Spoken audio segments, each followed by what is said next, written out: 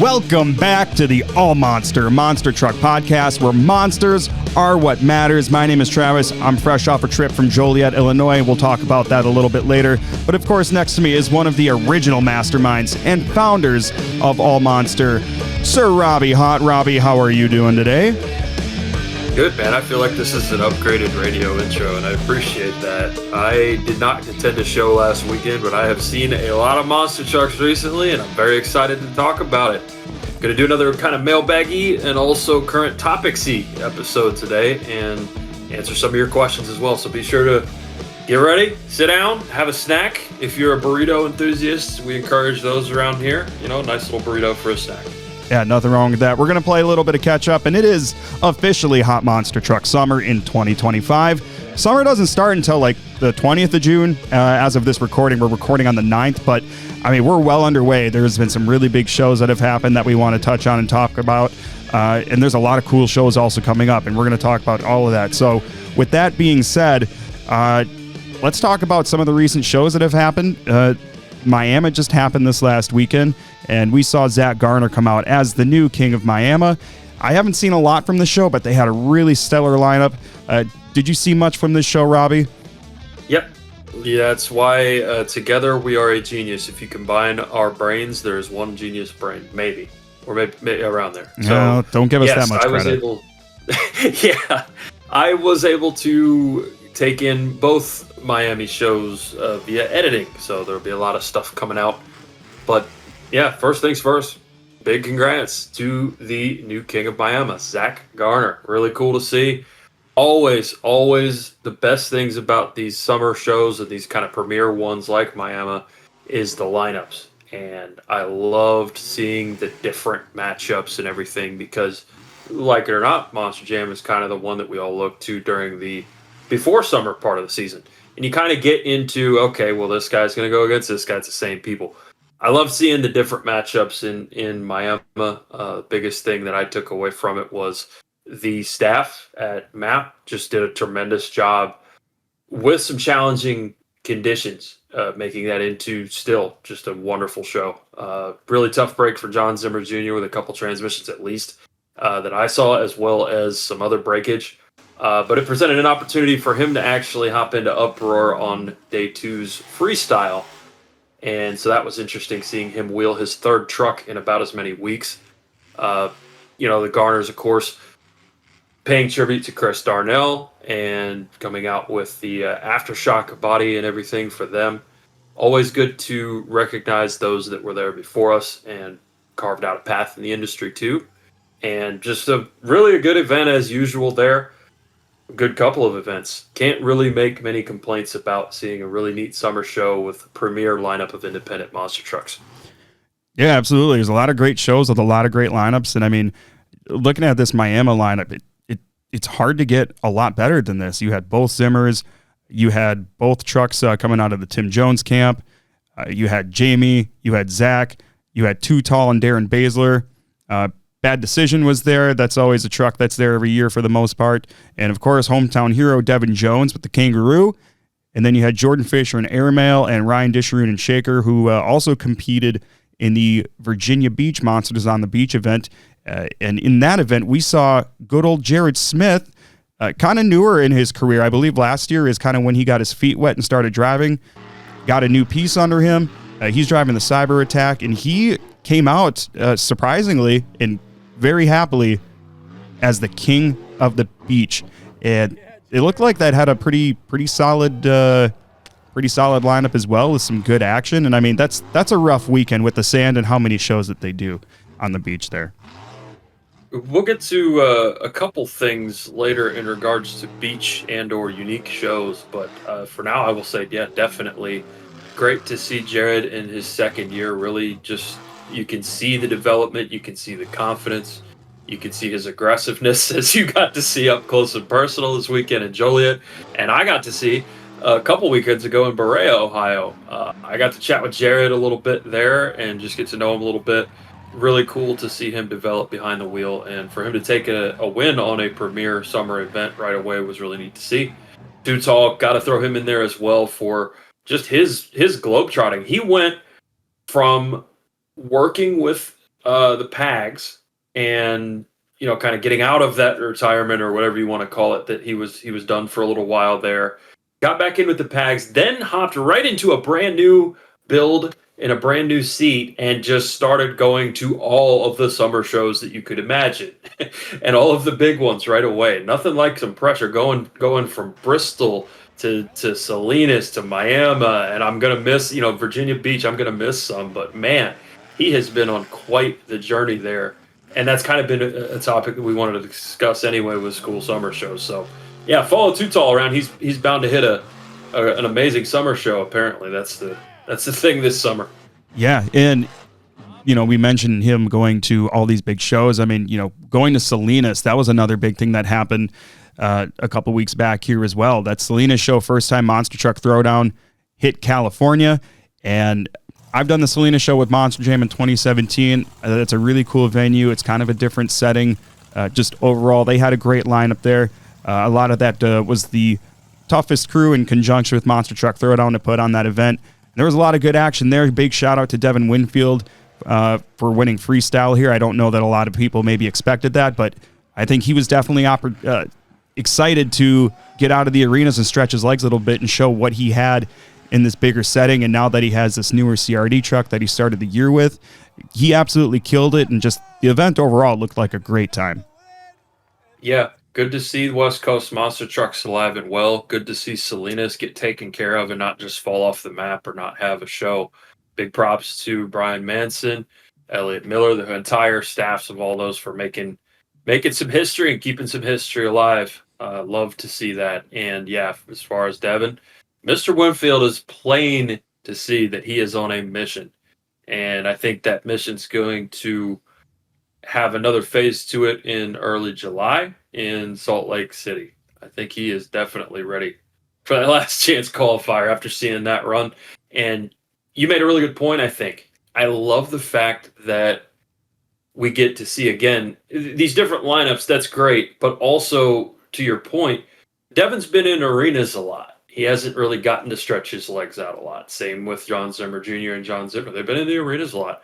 Nothing wrong with that, but man, it must feel good to fly over a bus stack and have a little room to land and maneuver and turn around and do all that stuff. So in a lot of ways, I see it as them getting out, trying a few new things, updating a few shocks, turns. You can see on John Zimmer Jr.'s YouTube channel, he was talking about a few settings there just because they hadn't had to mess with shocks in a while because they'd been in arenas for so long. So get to update the setup, get to try a few new things, get to have some fun, and maybe in some ways a lower pressure setting too, because you're not wrapped in a points series. So love to see that for Devin. Love to see it for John Zimmer Jr. in the Miami show as well. Man, it's just more. It feels more fun when you get to see them in settings and environments like that sometimes. Yeah, and I think it's really unique this year too with World Finals. Being in July this year.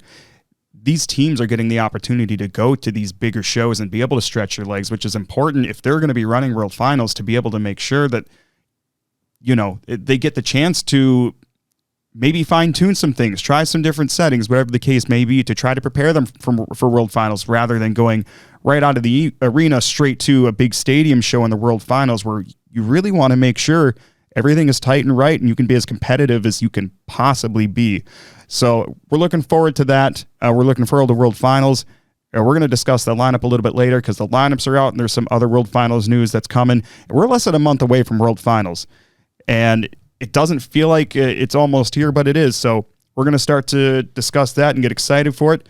But this last weekend, we had Miami, we had Joliet with Monster Mayhem / Monster Truck Throwdown, but we also had Bigfoot Open House. There are a lot of people that would have gone to either Joliet or Miami if it wasn't for Bigfoot Open House. And it was a big deal this year. 50 years of Bigfoot, 50 years of monster trucks as a whole. A lot of people out there to celebrate. A lot of cool things happened. There was some really cool restoration projects, I believe, like Bigfoot 2 and 3. That Terry Woodcock had a big hand or a lead in making those happen. I saw Bigfoot Fast Tracks was out there. Bigfoot Ranger, Bigfoot 4 with the snake bite body. And of course they do, the RC racing there. That's always a big deal for the Trigger King guys, I believe. just a lot going on. Dan Runny debuting the newest Bigfoot truck with a 50th anniversary scheme, putting on a show for the fans in the mud. And I haven't been to the Bigfoot open house before. I'd like to make it sometime, but man, there was a lot going on this last week and a lot of options if you're a Midwest monster truck fan. Hey, shout out to Jason Twite, MidwestMonsters.com forever. But in all seriousness, yeah, I have not been to the newer of the Bigfoot shops. Same. I was at the one prior a few times. Always felt welcomed. Always felt like it was really cool. Always had respect for their history and just some of the people that have been involved in it. And it was good to see Dan Runte kind of re-debut, if you will, Bigfoot 24 in style. Patrick Enterprises build. Got to shout that out, really just sometimes you can get to a point where if you're a monster truck fan, you poo-poo some of the old stuff. Oh, well, that's not as good as we have it now. Well, I am more so on the side of things where what makes me happiest is people that respect the people that came before them and the people that are doing it real big right now. Bigfoot really strikes a nice balance of that with the open house, I think, and I would love to attend it as well. Really cool. Just, hey, if you want good vibes, you go out there. Havo's doing a great job announcing, keeping the tone right, setting things up, and they always just appear like it's a great time and very family friendly. Just a good evening, afternoon, day with monster trucks. And if it wasn't for Bob Chandler, if it wasn't for Bigfoot, hey, who knows where we would be? I don't even know if I would know you. You know what I mean? So you've got to think of things that way when it comes to it. If you're like me. Yeah, it's the chain of events that led from Bob Chandler, ultimately making the first monster truck. And yeah, it's a good question. I definitely wouldn't know you, and who knows what either one of us would be doing. In some roundabout way, we might not have the full-time careers we have. We might not know a lot of the people we know. It's kind of funny to think about, but it's definitely important to think about that big picture and respect it. That's really all I can say about that. But overall, like I said, summer season is well underway.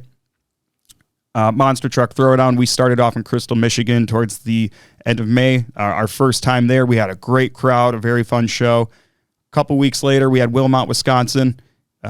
Same deal. We love doing that Wilmot show, and the people at that venue and the fair board really help us out a lot to make sure that we can give the people in Wilmot all that we can to give them, a fun afternoon of entertainment. And then this last weekend, of course, like we said, Joliet, man, we had a great lineup. We had all 4 Kohler trucks. We had Sir Gerald Beck in Dirt Crew, Jared Smith in Cyber Attack. Man, brain farts. Oh yeah, and obviously we had extended trucks. Come on. I'm so tired still from the weekend. The last couple of weekends. Understandable. Yeah, and then I actually got to watch the show too, so I'll say it was Kylie Kent in Frostbite and Brett Falvey in the Haymaker as well. Yeah, absolutely. And we brought back figure 8 racing to Joliet. It hasn't been there in a long time. And man, what fun races we had. A couple really cool saves, a couple really close finishes, and overall freestyle 2 really delivered. And the fireworks show during Kohler's pretty much entire freestyle was honestly quite a moment. It was just one of those things where you almost felt like it was kind of an outer body experience, and you just kind of like take a step back and look at everything. You're like, man, this is pretty fucking cool, man. You have that moment of appreciation for sure. But yeah, we had a great time in Joliet. Luckily, it started to sprinkle a little bit coming out of intermission right before freestyle, and the track was pretty dusty anyway. So, I mean, really everything worked out as well as it could have. We got a little lucky, and, we got to, of course, shout out Sherry, who manages that facility, and her guys who really helped with the track construction. They really do the majority of it. And we just kind of help them finish them out the day before. But man, what a great venue. I wish they were able to do more with that speedway. I don't know why they don't do a lot of regular racing and that sort of things. But man, when you pull into that place, I remember the first time I went there, I didn't know the NASCAR track was right there. I didn't know that NHRA drag strip was right behind the dirt oval. Just an overall really, really cool facility. growing up, you'd see the old videos from Joliet before they kind of stopped doing those events for a while. I would consider that kind of a bucket list show that any monster truck fan kind of needs to go to. And that kind of got me thinking, what are some other bucket list shows that every monster truck fan should try to attend? And we got a little list, and I mean, a few of them have already happened this year, right? We got Virginia Beach, Miami, Oklahoma, Joliet, and then there's some other ones like Open House that I'd consider an event that you need to attend. Yep. The last event that Toughest usually does for the first quarter, Grand Forks, that's one that I haven't been able to make it to yet that I'm hoping to relatively soon. World Finals, obviously that one kind of goes without saying. Charlotte, the back to school bash that they do every August with that huge crossover track. I mean, that's a show everybody needs to try to attend. Let's see. I'd have to put Wheatland, Missouri on that list as well. Fowlerville Monster Truck Throwdown. I mean, granted, that's a newer event we just started doing last year, but this year, 15 trucks, 1-5. That's going to be a massive, massive show. And a lot of that is due in part to Mr. President there, the owner of North Star Ranch, who, really puts a lot into to help make his hometown show as cool as it possibly can be. And it's going to be wild this year. But what are some other bucket list shows that you think every monster truck fan should attend if I didn't hit them already? You crushed most of them, man. I want to jump back to Joliet real quickly and just say, I don't know the finances or the numbers that would take to do this, but you talking about running, why you don't know why people don't run more of those shows there, dude. That is the perfect monster truck venue. Somebody please buy that and make that the static location of the World Finals. I'd be happy. I love that place every year. I think it's more about, for me, the ideas. So some venues can go up and down in quality based on who's running the shows, based on a variety of other factors. But mostly that's what it is, if we're being real. If a promoter puts a bunch of effort into something like you were just talking about with Don and Fowlerville, then it usually turns out pretty well. But it's easy to sit there and say that and spend other people's money too. So Joliet has always been known for consistent, unique, big, fun shows. And that's why I would always go out of my way to go there. There are some shows that you don't go out of your way to go. If they're near, you go to, and that's fine. Joliet is one that is worth the drive. I don't care what it is. You go, you're going to see a good show. And I loved what I saw as well. I don't care if the racing course isn't always fair or even or whatever. It was fun racing. It was competitive. Chris Kohler figured out that you could go on the outside lane and really motor through. Had a couple comeback victories as a result. Ended up taking it home. And yeah, man, there's nothing like watching Jim Kohler ride out a slap wheelie as like sensory overload as well. Fireworks going off. Really good runs, really big obstacles. And it was unpredictable. So all those things factor into my answer for other bucket list shows. That's the kind of thing that I look for. So for me, I have not been to the Superdome in New Orleans. That is one that, yes, it's typically another Monster Jam show, whatever. That's one that has just eluded me that I've never been to. It's usually about being unique, right? New Orleans is known as one of the biggest floors, indoor floors that they've done. Also known for being wider too, just because of how it is. So it presented unique opportunities for racing courses, obstacles, and things like that in freestyle, but still maintaining the level of safety that Monster Jam wants. So I'd love to do that one. Any of the unique shows like that. It used to be some of the special events shows, the four-wheel jamborees. They run S courses. They do all kinds of stuff. But if we're being real, I haven't seen that lately from them. So I'm not sure about that. It really depends on where we're at, what era we're at. If we're just doing all time and things like that, I could go, with any number of things that I just either haven't been to or missed or something like that. But I've been lucky enough to go to a lot. So bucket list for me is a lot shorter than maybe some other people's, but really, I think you hit a lot of them, and really for the same reasons. It's about unique, unpredictable, exciting things in monster trucks for me anymore. Yeah, absolutely. And I mean, there's I think that's a good distinction too that you made. There's definitely bucket list events you want to go to, but there's also, I think, bucket list venues, like you mentioned, the Superdome. Yeah. Yeah. I've been lucky enough to go there. I would definitely consider when it was still around, the Metrodome would have been one of those. That's one I was lucky enough to go to a few times growing up. That's a classic hub for monster truck history. The Silverdome would have been another one of them. Man, I'll give you one that just popped into my brain because of what you said with venue. Also, real quick, the Astrodome. Obviously, that's a huge one. Oh yeah. The Astrodome for sure. That's another one. Yeah. Sometimes there is a bit of atmosphere that I enjoy, and for whatever reason, I went to Rosemont in 2004, and then I went again this year.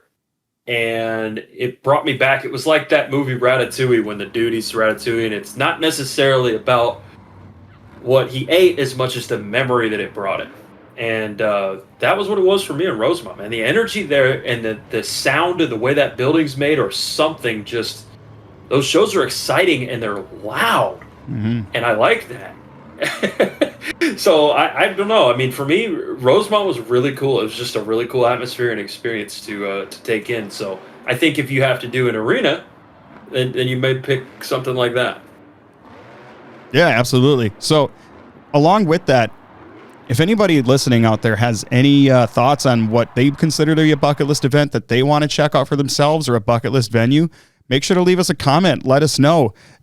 You can find us on Instagram, Facebook. Just search AllMonster. You can find us on there. And also, while we're at it, too, I forgot to mention this earlier. This is our first episode, guys, where we are recording it with the intention of putting out on Apple and Spotify. So you can currently find us, as of now, on Apple and Spotify. We just recently got that set up. So go search AllMonster Monster Truck Podcast on either of those platforms and leave us a rating or review, whatever those platforms accept. And we'd really appreciate you checking us out. And then, of course, we're going to be on YouTube still. But yeah, definitely let us know what you guys have for your bucket list events or venues. So yeah, thanks for Travis for setting that up, too. That was cool. Yeah, that's easy. No worries. So I guess with that, we kind of touched on the big events that have happened so far this year, and we got caught up on those. And obviously, there's a lot of other great events that have happened as well. Those are just kind of the bigger ones we had in the front of our mind that happened very recently. We touched on some bucket list events and venues. Now, I mentioned the World Finals is coming up in less than a month. We have the lineups for the World Finals competitions. So, Robbie, let me start with you on this. What are your general thoughts on the World Finals lineup?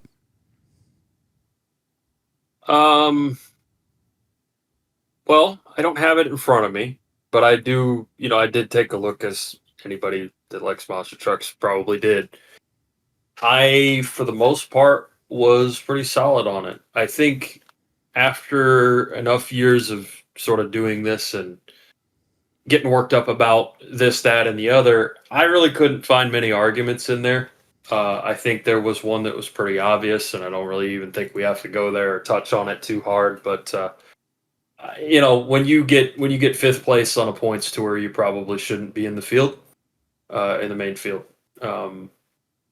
But there are always exceptions, exemptions, things like that. And my intention with the podcast is never to come at drivers, trucks, series, promoters, things like that. So, it can very quickly veer into that territory because everybody gets really emotional about their favorites and things like that. But what struck me in the main field was, overall, I was kind of reading through it and going, yeah, okay. Mm-hmm. So for that, I actually like that. I think that's good. I don't like a whole bunch of surprises. I like a good, solid field. And for me, it's you have to think about it from their perspective, them being Monster Jam, what's going to give them the best chance to have those great moments that people remember, that they can replay over and over again, that they can use in the ads, that they can do that kind of thing. It's not necessarily picking the 24 favorites. It's not even necessarily picking the 24 best. It's picking the greatest mix of everything. It's going to give them more business. So that's kind of something just to remember and to be reminded of. I think the last chance qualifier lineup looks outstanding. I'm really looking forward to seeing the mix of old and new drivers there and seeing who takes that down. I think I have a good idea of, I don't want to be a prediction guy or an odds maker or anything, but I think there are a few people in that field that are very motivated to make the main field no matter what. So that's going to be a fun event. I'm especially looking forward to the last chance qualifier this year. Yeah, I can't disagree. And I mean, to touch on the lineup, I mean, they obviously leave it open to their own interpretation. The only guarantee for sure is the winner of a points championship, and therefore, technically speaking, second place, eighth place, like whatever, none of that matters. The only thing that matters is first place. And just because you don't get first doesn't mean obviously you might not still be a part of World Finals. I believe that Monster Jam probably has a good idea of what they want their lineup to be going into the start of the season. So people got to keep that in mind. But to your point too, I mean, they do, I think, try to, include a lot of variety and different types of drivers in order to try to make overall the best event they can. And obviously that's going to be their intention is the highest quality event that they can possibly do. You're not going to make everybody happy with the lineup. That's just never going to happen. So regardless of any complaints anybody will have, I don't have any major quarrels over it. And I think the lineups for the other competitions are also fairly solid. But like you said, Last Chance looks really, really solid. You have some really good racers in here. Mike Christensen, Triton Robbins, who killed it in racing on that Arena Championship Series this year. Brandon Toluchka, Cole Vernard is in the Last Chance qualifier. And I think it's been a while since Cole Vernard wasn't a part of the main lineup, if I'm not mistaken. So I'm curious to see. It's been at least a few years for him. Yeah, so I'm curious to see how he does. Fernando did a great job this year, for the most part, from what I recall seeing. So I think he's definitely a dark horse. Same thing with MJ Solario. Sorry. We also got Zimmer Senior in there though too. I mean, it's such a stacked Last Chance qualifier lineup, and I'm kind of like you. I think I'm really most looking forward to seeing how that plays out. But of course, we also have our Lucas Oil high jump. I just read Lucas Oil, but I guess that's their sponsor for the high jump thing. Yeah, I was going to say, where's our money? You're out here talking like this is the Morgan backflip brand. Welcome. You gotta say it at least 10 times before the truck lands. Right. Welcome to the Lucas Oil AllMonster podcast. Yeah. Come on, Lucas. Yeah, there's millions that listen to us. You should definitely sponsor us. Right. Yeah, I mean, I think you've got some pretty obvious ones in here. Jim Kohler, of course, is going to be in high jump. Bryce Kenny, he's becoming very well known for big air himself. You got Ryan Anderson, Colt Stevens in there, amongst a few others. So I don't really get too excited for these extra competitions like high jump and two wheel at the World Finals. I understand their purpose. I don't get terribly excited for them. Not world championships. I'll just say that. Okay. They're not. In my opinion, I guess this is a whole nother discussion. I would like to see the World Finals go back to racing and freestyle, but I have obviously understand they don't want to probably minimize the two wheel like competitions they do at the regular shows or anything either. So I kind of understand that. But speaking of the two wheel, really solid here. You got Zimmer Jr., you got Tyler, Weston, Armando, Blake Granger, Ryan Anderson, and Jamie Sullivan. And I think that's honestly a very solid two wheel lineup. Yeah, I do too. And in all seriousness, like I will say, in my opinion, they're not world championships like that. I think it's really cool to see the skill of two-wheel skills. So it's not to diminish that or the drivers that have won or anything like that. But I think it is a misstep to present them, as you said, on the same level as beating the entire rest of the field consistently, on the same, playing field or whatnot. So skills, that'll be cool. And I've always thought, oh man, like seeing Tom Mintz do the moon flip and it in Armando last year with his nose wheelie backflip, whatever you want to call that thing. Really cool. Really think it's awesome. Don't think that is equal to laying down a burner on the biggest stage in the world for 2 minutes and just rocking the house freestyle when the pressure's on, or being the best in the field and racing. I just don't think they're on the same level there. But you still have a lot of pressure. It's still really important. I love the fact that skills, really, to me, I don't think they missed anything there or anyone, with all due respect to everybody else. Just don't think that, there's no way, unless it's just muddy and rainy again, that doesn't end up being a talking point at some point. Somebody's going to do something really, really cool there. And that's good. I'm excited for it. I'm excited to see what comes out of that. I think we might see a moon flip. I don't have any guarantees to anybody. I haven't talked to anybody like that, but I've read between the lines on what a few people said, and I think they're going to try what Mintz did. You saw Blake Granger try that a little bit last year. I'd love to see another one of those and see if somebody could get it even cleaner than Mintz did. Seeing innovation and new tricks like that is what excites me, because I will say, after a full year of doing these shows again, the skills competition, depending on where it's at in a day of monster trucks, can kind of make or break things as far as show flow. It can really make a show drag, or it can really pick up a show and just transition it nicely. But you don't know which one you're going to get, because it's just not guaranteed. So I don't remember the format. Hate using that word right now, but I don't remember the format of where this takes place in the day, or if it's split up, or what they're doing currently, though. So that could change my opinions, my feelings on it too. Yeah, absolutely. And looking at this lineup here as well for the main field, a couple things that I recall is kind of sticking out to me outside of who's in it. Well, kind of. How freaking cool is it that we're going to see Excalibur in the main field lineup of the Monster Jam World Final? So congrats to Mikey Pags and the whole Pag family. That's going to be really cool to see. So curious to see how he does, and I think that is a well-deserved spot. He's a great driver. He's fun to watch, and I mean, as is Nick and Matt, and it's really cool to kind of see that family have some representation in the main field for the first time ever. But along with that, Monster Jam made some Gravedigger-related announcements as far as the World Finals goes.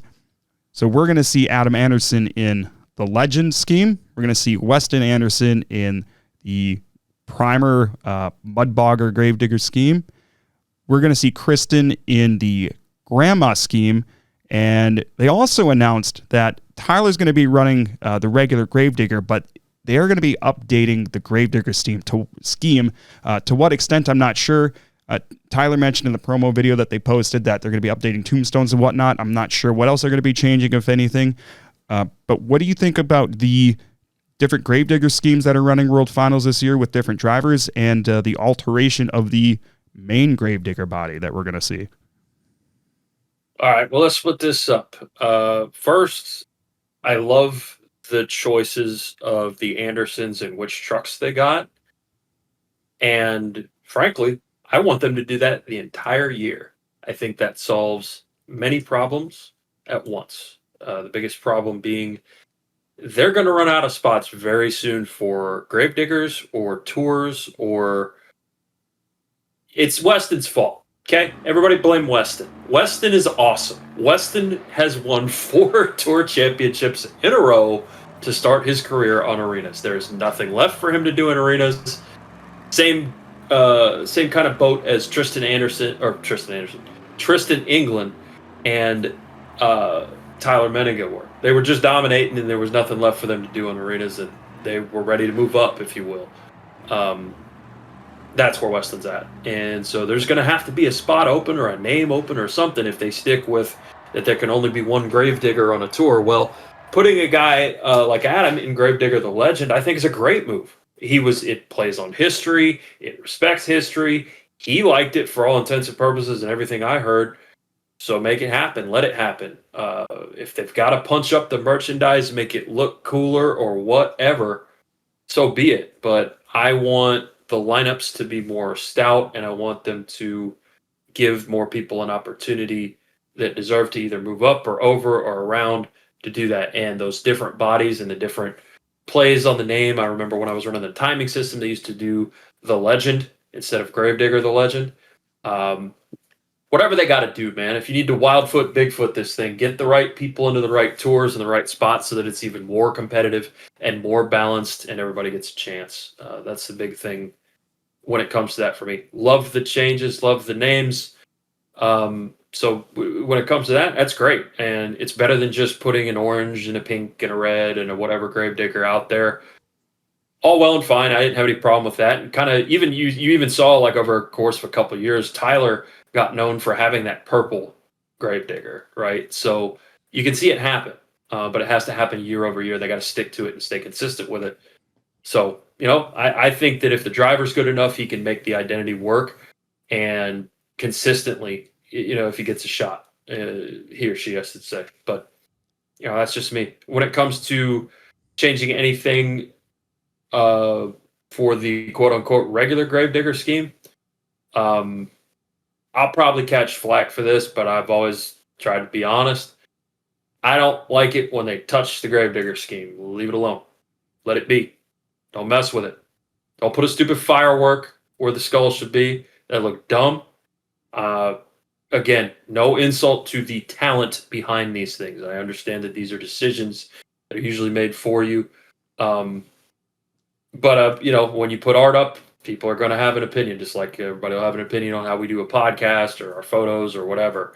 It can be nerve-wracking putting things out there and having people have opinions, but you don't mess with stuff like that. Ford's had the same logo. Chevy's had the same logo. Gravedigger is an institution after 40-plus years. Don't mess with it. Tyler was really careful in his announcement to say exactly what to look for and what's changed. It sounds like it's not going to be anything too crazy. They're just going to update the tombstones, if you will, and throw the current drivers' names on there. Okay, fine.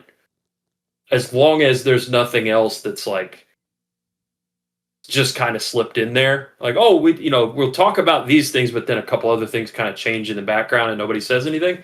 I don't like it when this stuff like that happens. So it really makes me nervous as a person that has been a Gravedigger supporter forever to see stuff like that being messed with. And I don't know. I don't like it. I mean, me personally, I didn't even like when they messed with the Gravedigger font when they did the 40th anniversary. I didn't like when they messed with it and I don't even like Grimm. So, I mean, I'm probably in the minority, but you asked the question, I'm going to answer it honestly. That's my thought. What about you, man? What do you think? Yeah, I will say I can appreciate that, the different diggers, the different colors of the flames and the accents and everything on the truck, the orange, the purple, et cetera, et cetera. But to me, that's not Gravedigger. But this year, you're running the different iterations of Gravedigger through the years. That is Gravedigger to me. Now, what Gravedigger is to everybody might be different, but to me, changing the colors isn't it. But I also, appreciate trying to give each driver kind of their own identity and familiarity for everybody watching. I can appreciate that. I much preferred this, of course, running Grandma, running Primer, running Legend, et cetera, et cetera. I will die on this hill, and this is an extremely unpopular opinion.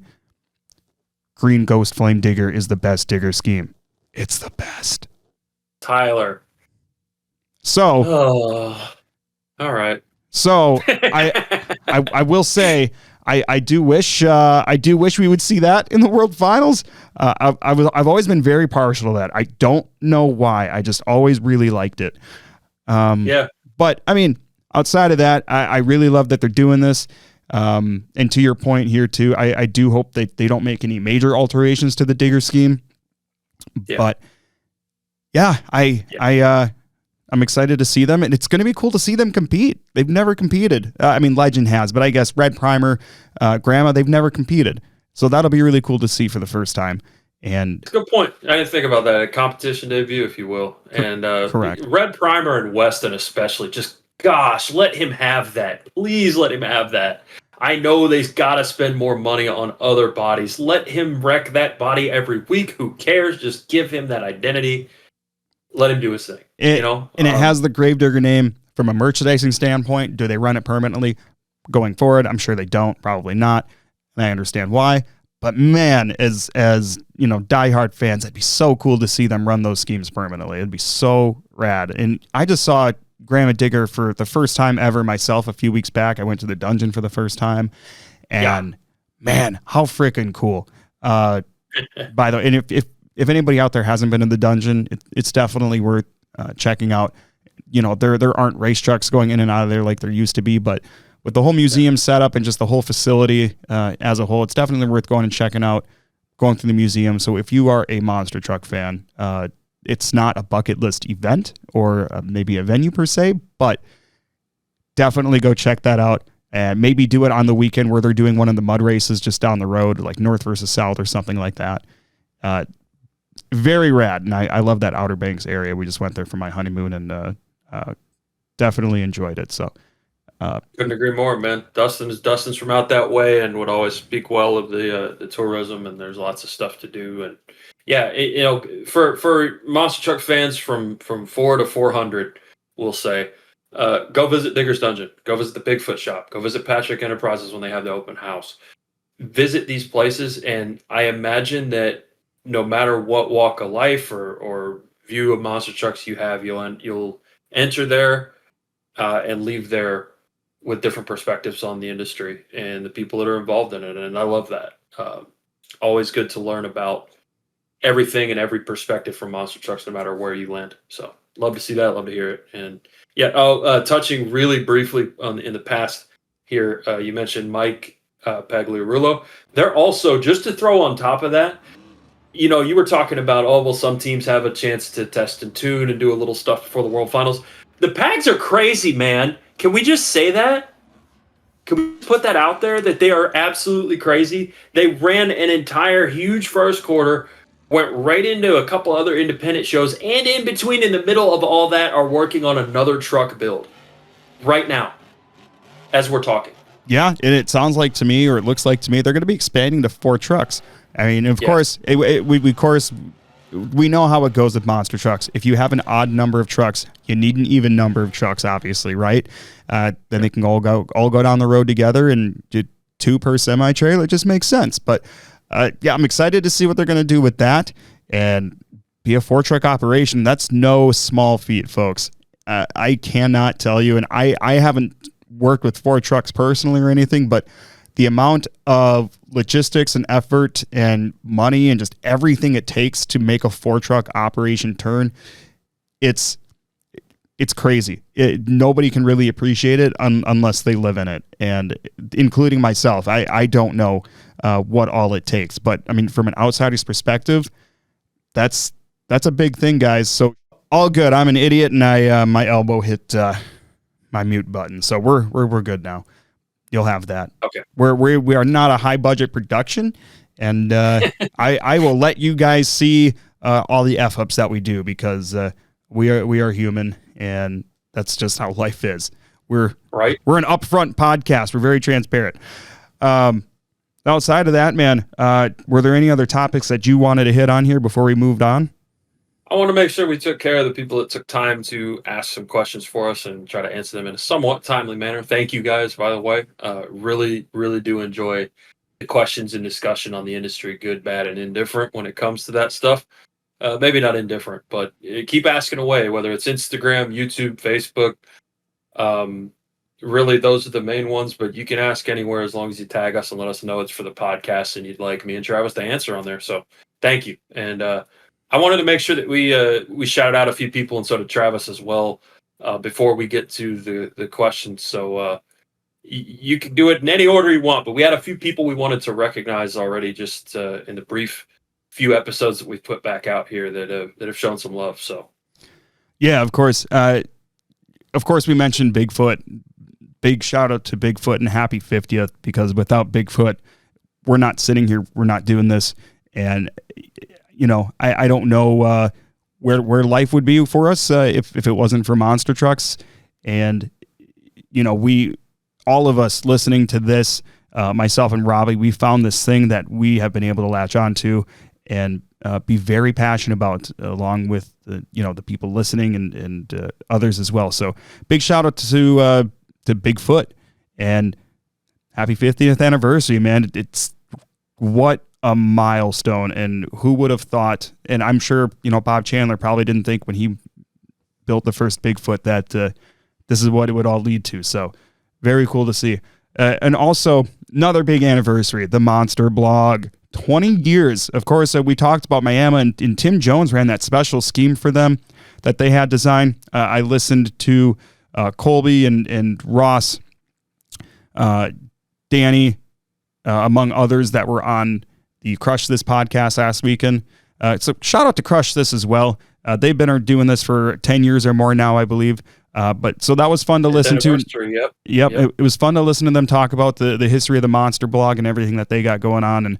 And I really didn't appreciate how much work it really took them to make all their video coverage happen. And so, I really appreciate Monster blog. Growing up, I watched everything from like arena CFP shows to, the coverages of Miami or Charlotte or whatever the case may be. Big shout out to those guys, because they love this stuff just as much as we do.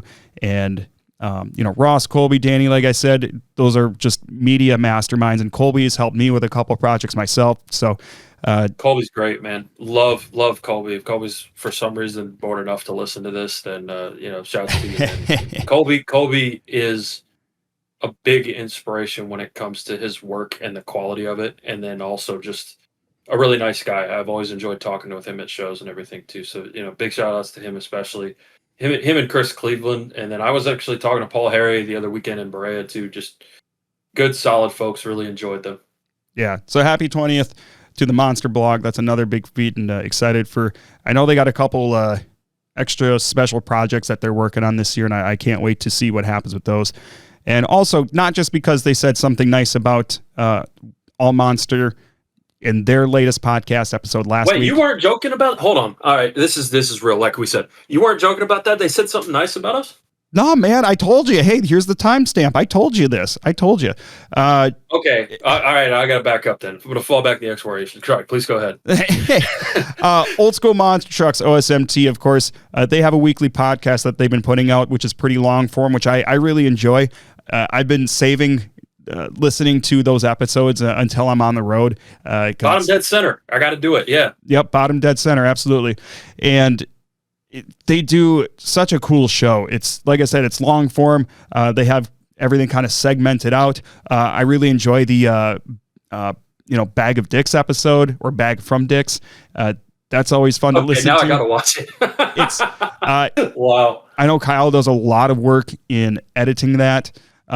He has a gaggle of guests as well. Looker and Frank, and all of those guys have had different roles in the industry over the years, and they have so much perspective on the rights and the wrongs of the industry, things that they'd like to see. And if anybody else likes other racing coverage, they talk a lot of NASCAR, F1, Indy, whatever the case may be. They keep up on a lot of that stuff, which I don't, but I still like listening to it. Well, let's be real too. You and I, we knock some tires around, but we don't change third members between rounds, right? There's levels to this, and that's okay. And it's not to segment people or divide them in any sort of way, other than to say, if you want to listen to some folks that definitely know the ins and outs of motorsports from so many different perspectives, like you say, then I would definitely recommend that. And that's before I even know what they said about me. So that's good. Yeah, absolutely. But seriously, you have a lot of expertise there, and that's what I've always pushed with monster trucks in general. Is there's so many different perspectives and ways to take it in and to talk about it. Even I like that. I actually like the different perspectives on things, and that they have hard opinions on stuff, and we do too. But just the person stating the opinion is almost as important as the opinion sometimes. And that's really valuable, is to have them sharing their knowledge. And yeah, I've seen some clips as well with just like screenshots and stuff, and I see the work that Doyle's putting in with the graphics and stuff. Man, it reminds me of like ESPN too, like that level of production, and like, here's what's coming up next, and you can kind of see it and stuff. It looks really cool. Yeah, absolutely. And outside of Bottom Dead Center, I mean, they have their medium raw. They put out a lot of like really cool old school footage that, a lot of people maybe haven't even seen before. So they're doing a lot of cool things. Doyle got into that Bigfoot vault and made off like Scrooge McDuck, man. Nah, that can't be it. That can't be it. That was cool. But, love to see that. But yeah, they do a lot of cool stuff over there. And I mean, like I said, they gave us a little bit of a shout out on their Bottom Dead Center episode they released this last Friday. Not so many nice things to say about me personally, but AllMonster is, and that's what matters. I'm just kidding. They were giving me shit. I got to give them a little shit.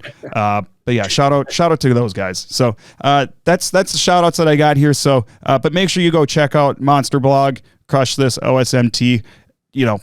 Monster Truck Media is alive and well, and we want to see everybody succeed and take care of those who take care of us. So that's kind of one of our mottos here. Take care of who takes care of you. So now, Sir Robert, want to move on to the few questions that we have. Of course, this isn't a mailbag episode, but we want to incorporate a few questions here and add a little variety to the show. Yeah, if I'm looking right here, we got about 3 of them for today, because we don't want to keep...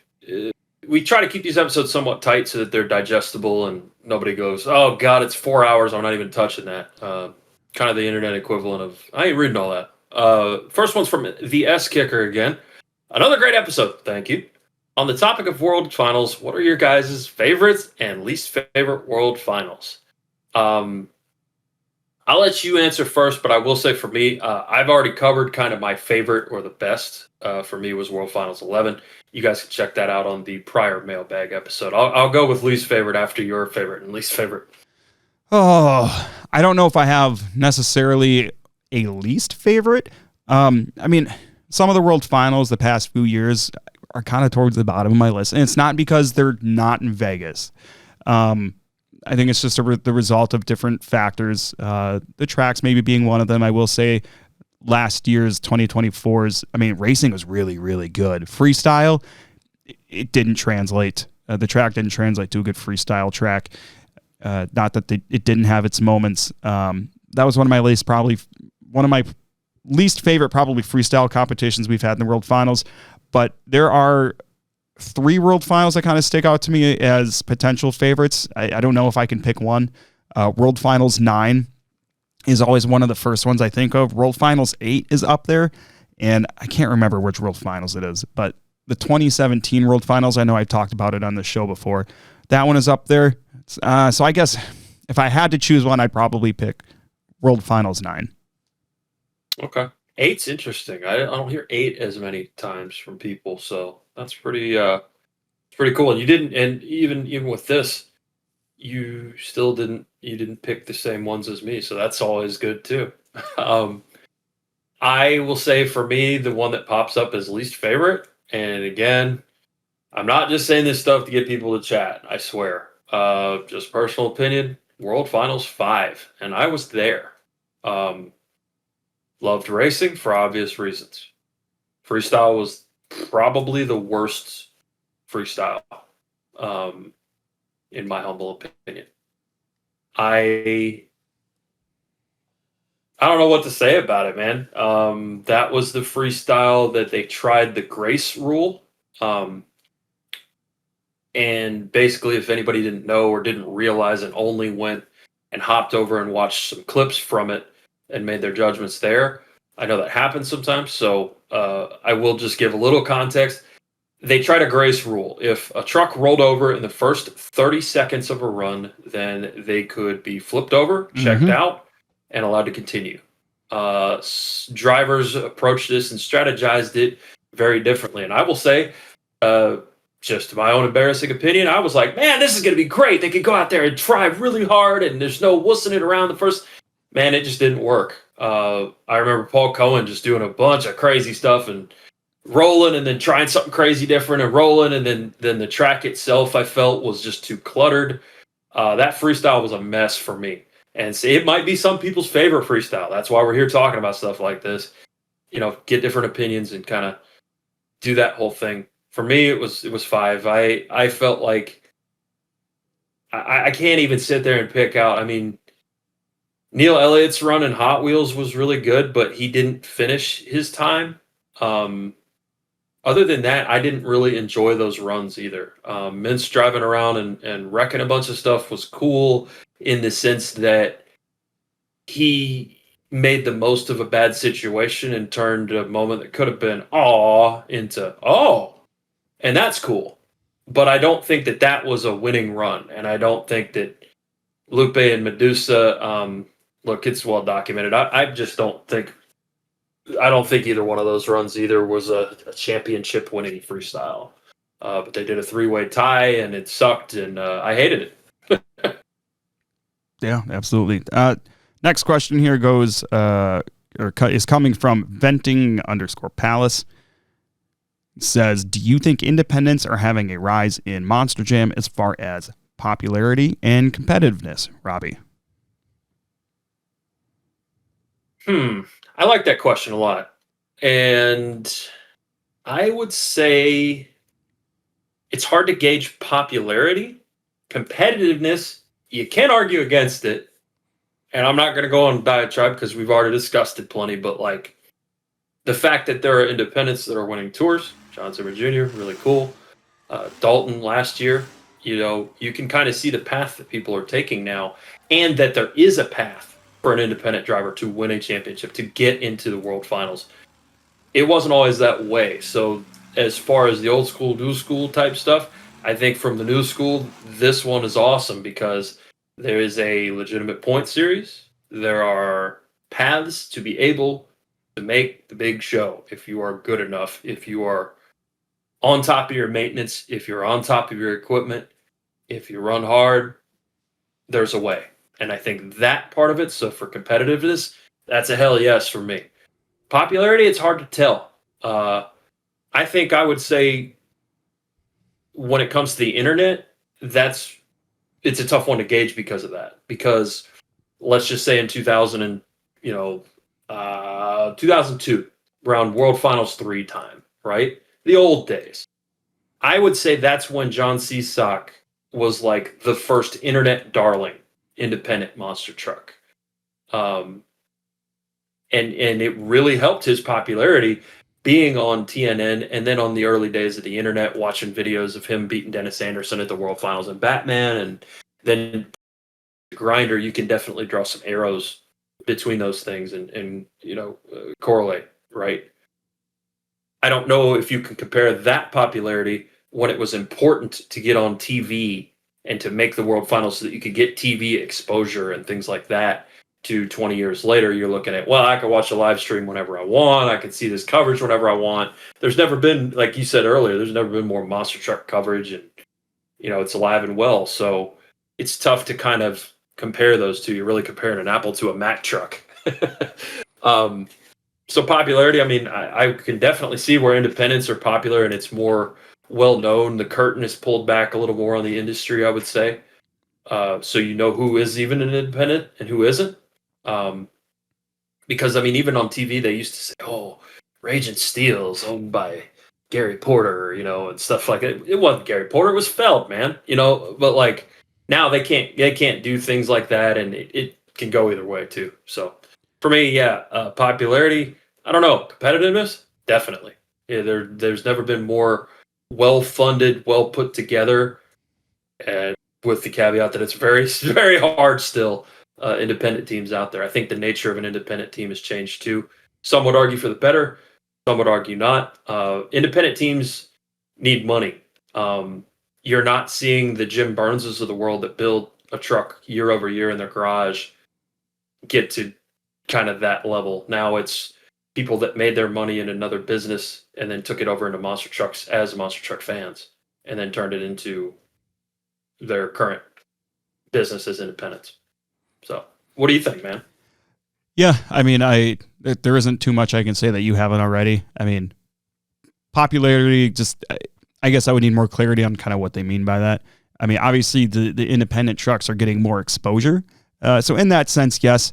But I mean, also the casual monster truck fan that is typically the one that's attending a Monster Jam show, like they don't know the difference between independent or not anyway, right? So, and I mean, they're not selling their own merch at the shows either. So there's a lot of different ways, I guess, you can go with that discussion. But competitiveness, absolutely. And I mean, like you said, too, I mean, it's not just weekend warriors that are out there running Monster Jam shows for the most part anymore, right? Like in order to run a first quarter, like that is full time. It's no longer a hobby at that point. Mm-hmm. And Monster Jam, I mean, no disrespect to any truck that's ever run Monster Jam, but there's no fillers. I mean, everybody can be competitive at any given event. And the overall qualities of the lineups have drastically improved over the years because of that. So, like I said, there's not a whole lot that I can add really that you haven't mentioned already, but I mean, I think overall, as far as competitiveness, absolutely. And I mean, you look at people like Zimmer Jr., you look at the guys from Throttle Monster or the Pags, like they win competitions. You know, they're not just there just to put on a solid run and then get paid. They're there to try to win, and they get that opportunity. Garners and Kohlers too. I mean, yeah, absolutely. And the Kohlers have made it all the way through both eras, if you will. the TV era and the internet era. 1,000%. 1,000. Yeah, that's a great point. We got one final question here before we close it out because we're just at our hour mark here, so we don't want to go super long here. Make this kind of digestible for people. Trans Drummer 1312. Was there ever a show that you did photography for that ended up having corrupted footage or lost photos that you consider to be the one that got away? Now, obviously, this is kind of one for you, Robbie. So have you had an event that you've shot that would have been really cool and your SD card effed up or something and you lost all of that? I don't know that I've ever had a corrupted, like something corrupt. I've definitely had hard drives die. As you guys have seen, especially the people that have followed since Instagram, you know, I've got a 20-year backup of AllMonster stuff, of just everything that everybody's sent me within reason. But I've missed some stuff just over the course of the years, and maybe I need to learn how the Wayback Machine works or something. But there are a few, because I've run through them. I can tell a few off the top of my head. I know that I had pictures from Rosemont from 20 years ago, and I don't know, they just missed the cut, or I didn't back them up or something. I did a show in Oakland, California, Monster Jam, when Colt Stevens was driving Zombie, and Rosalie Raymer had an amazing run in Wildflower. I thought I had those backed up, and I didn't. They were even posted on the site, so they could be on the Wayback Machine somewhere. It's, for me, I pride myself on being able to, if I'm going to a show, then you're going to get a certain kind of set of things that you can expect from AllMonster. You can see what's going on during the show. You can see some results. You can see some coverage. I try to do the best quality that I can every time. Sometimes I mess up, but man, I hate losing photos. I hate losing stuff like that. Those are the two off the top of my head. I don't think there's a tremendous amount of other ones. Maybe a few behind the scenes pictures here and there from just over the years. But really, I haven't had any major F-ups like that. I have broken equipment. I have a corrupted stuff. I was definitely raised to take care of things that are like that, take care of things. So lucky in that regard. But yeah, I don't know, man. I really would like to see how I did on those pictures from Oakland, though. Those were pretty cool. That was when Skills was just getting started, and Mintz did a bunch of cool stuff. It was a show that I didn't always get to attend, being an East Coast Midwest guy. Yeah, that's probably it.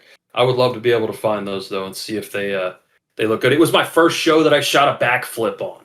I remember that too. Just little stuff like that. It's definitely different. With shouts to Ed Horman, who I've been kicking myself since this before.